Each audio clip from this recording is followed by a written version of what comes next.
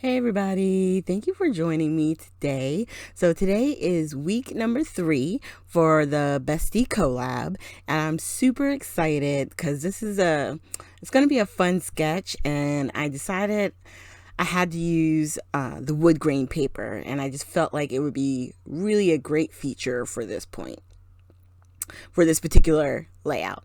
So I cut off the little branding strip on my marshmallow, my basil marshmallow 12 by 12, and I already had cut a strip of the green paper that I used on the very first video, just to be for my top edge, and then I decided I wanted to use the black to go on the bottom edge, kind of like how it's shown on the layout itself.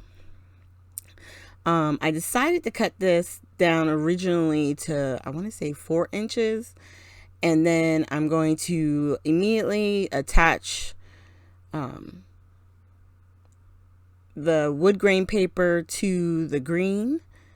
And then I'm going to wind up attaching it to the black, but it's going to make it almost too wide.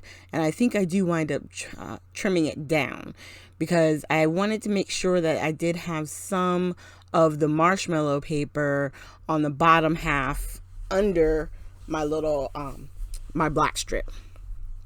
So you can see here, I'm trying to use the grid on my Tim Holtz mat to line it up and have a nice straight edge. And when I laid it down, is it here where I notice it's supposed to be 12-inch paper, but it seemed like it might have been a little bit too short.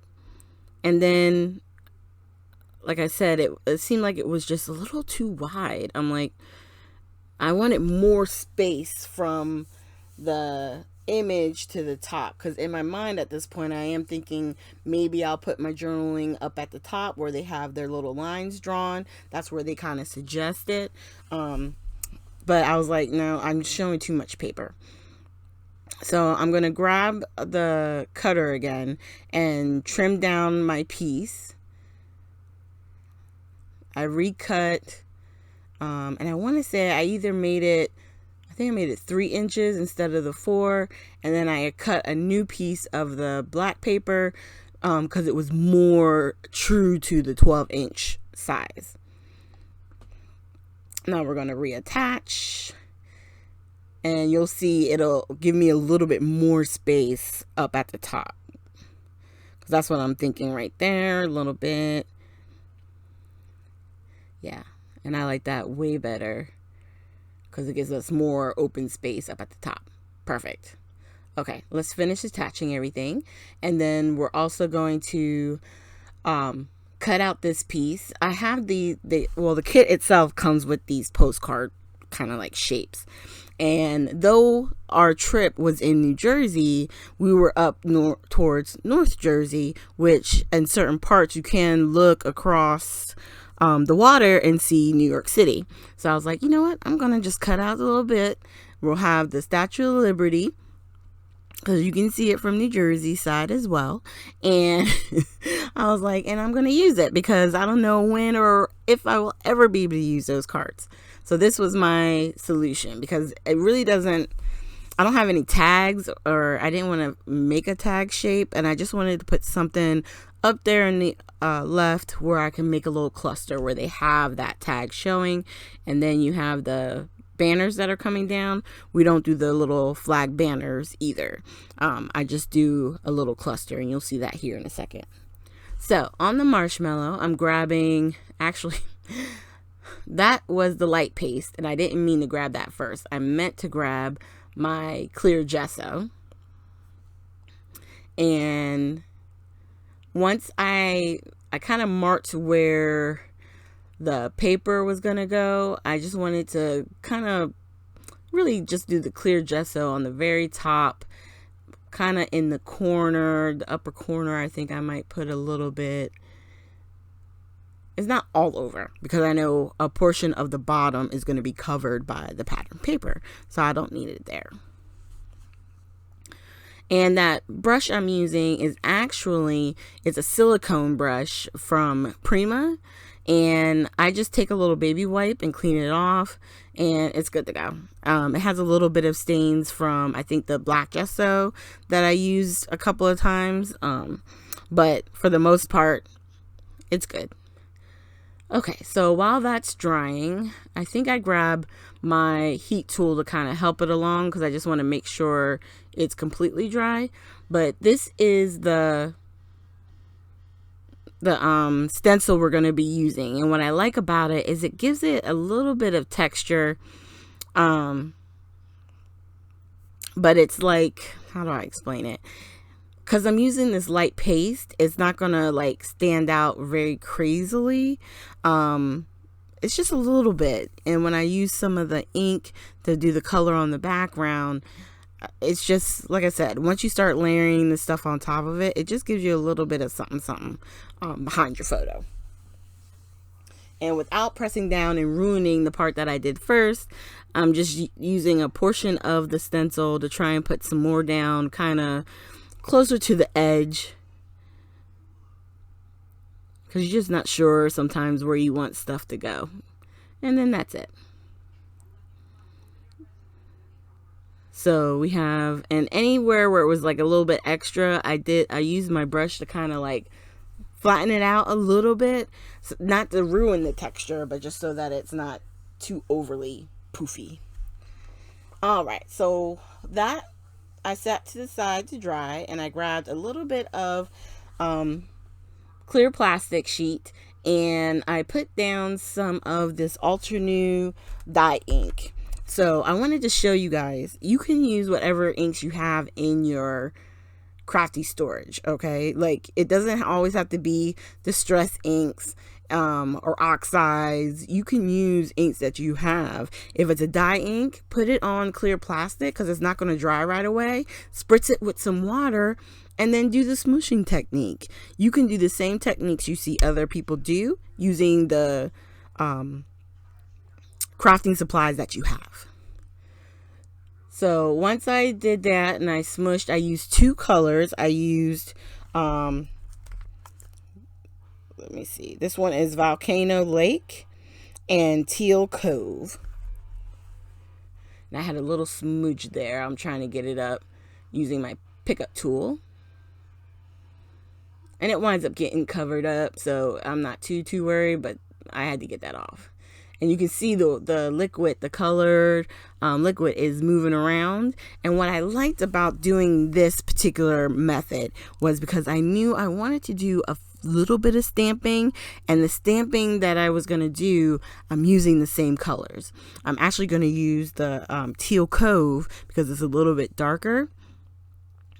And I love the fact that by using the same inks to kind of create our background, it just looks like these are additional elements from either a spill or an accident or something, just to give it a little bit of, you know, zhuzh, a little bit of something. And I'm using the same stamp set that I used on last week's layout, and I will make sure at the very end that I do link to our first two videos that came out on the 1st and the 8th of this month. And I hope you guys are enjoying this. This has been a lot of fun to see how we how we use these sketches, the same sketches, but we're grabbing like different papers and doing different things. I'm really enjoying seeing what BEATRIZ is coming up with, which I will try and make sure to link her channel in an iCard while you're watching this video. Just trying, it's going to be hard. I know I got the sketch up here in the upper right, and the card will be up there too. Okay, so once we were done laying down our stamps, I've put the pattern paper back down, and I'm trying to place a few things just to see exactly, you know, how I'm liking this coming together. And so in doing that, I realized, you know what, I want to bring in a little bit of black to go behind the photos. And so I grab another scrap of black paper, And I'm sort of measuring it with the photo there, and then obviously I had to stop for a second. So we're just going to snap back in. But basically what I did is whatever size the photos measure to, I just went 1/8 of an inch bigger. And what I'm going to do is this photo here, when we went up to New Jersey in January, we had a great ride up. There was no snow. It was good weather. But on day 2, it snowed. So when we woke up and we looked outside the window of the hotel, this was the image that we saw. And so I took a picture because I couldn't believe it that we had come up here, you know, and it was so nice out. And then the very next day we got snow. And then this was us taking photos again that evening, that Saturday evening. And so those are the pictures I've chosen. Now, I just got the We Are Memory Keepers sewing machine, and I'll do a video down the line once I use it a little bit more to share with you guys, you know, what I think about it. But what I did was, after I broke a needle and then put on a thicker needle, which worked way better because of the layer papers, I'm pulling the threads to the back of the layout. And then I'm just laying down some of the strings with washi tape to keep it from unraveling. And then trimming them and calling it a day. And that little spot right there where it looks kind of jackety, that's where I broke my needle initially. I was like, oh, okay. So it doesn't like thick paper. But I'm trying to hold it up. I did a zigzag pattern with gold thread, and I like the fact that it gave it a little bit of texture, and I was so excited because I've always wanted to sew on my layouts because I've seen so many people doing it, and I like the way it looks, and so this was my first attempt. So once I got the one photo exactly where I wanted it, I lifted up the one side, put a bunch of glue, and laid it down because I didn't want it to shift or move. I really didn't, because I wanted the right angle, if that makes sense. And then for our photo, I'm putting foam tape behind, and that'll help give it a little bit of added dimension. And then just one more piece, and then we'll take the backing off, and then there we go.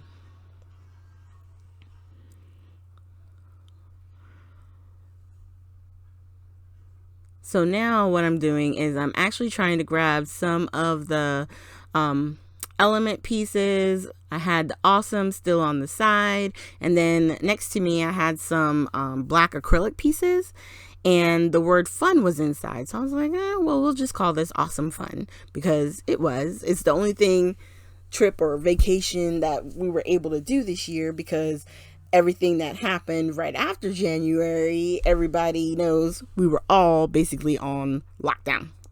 So there wasn't much after that. So I'm laying down some elements, a couple of the acrylic hearts, and then 2 of the stars. I left the other 2 pieces for another project. And once I figure out exactly what else here we're going to use, I'm pretty much probably going to really glue those down almost exactly where they are. I had a sentiment. Let me grab it real quick before I tell you what I put there. Okay, so that one sticker says, what a view, and I picked it up, put a little glue on the back of it because you know, I want to make sure it stays down. And then I'm going to go ahead and put my photo down because I kept hitting it, and I wanted to start putting things down as I found it. And I figured it was just easier to put it down. Now on the side here, there was a sticker that said making memories. So we're going to put that, and then we're just going to use the art glitter glue on our little acrylic pieces. And I'm going to tell you, that little art glitter glue is super strong. I am like, yeah, I love this art glitter glue. Heck yeah. I mean, that acetate is down, or acrylic is down. It ain't moving. Okay, so now I'm just putting down the hearts, the stars, and on the awesome, what I'm going to do, it is an acetate piece, and I'm just trying to make sure that it didn't have any like protective film over top of it. And once I realize it doesn't, all the thick strokes on the word, I'm going to put dabs of glue, and then I'm just going to press it down. And if any of it kind of seeps out, it's okay, because art glitter glue dries clear, so it'll be all right. Now for our little element over here on the side, and just double checking on the butterfly there, I'm going to go ahead and put some glue on the back, and then I laid down the butterfly and then put my piece over that, and then just a little bit of glue underneath the butterfly. Perfect. So that way it stays down. And then I just slip some glue underneath where the other photo is, and then a little bit of glue along the body. And then let that sit. And then I knew, okay, I'm bringing out the buttons again, because I do like these little wooden buttons. I like using them. And we're going to create little clusters here. I got the heart, the pink heart on the other side, because I realized I only used the 2 hearts. So putting the heart in the button was perfect. And then I was going to put a button up here with the other butterfly, but I didn't like it up there. So I definitely wound up moving everything down to the photo side. I'm going to do those 3, put that flower one. I'm going to move the one that's more like a compass, and then grab another one, which I want to say is, it has a little bit of yellow in it. Yep, that one right there. And those are going to be our sections. And then I'm still checking the sticker sheet and the chipboard sheet. I'm just trying to go through them all, trying to figure out exactly what I like. And then there's this one sticker that says going places, and I decided that I wanted to put that right underneath the little die cut image, or punched out image that we put up in the upper left. And then I'm going to glue down the heart, and really that little area right there is done.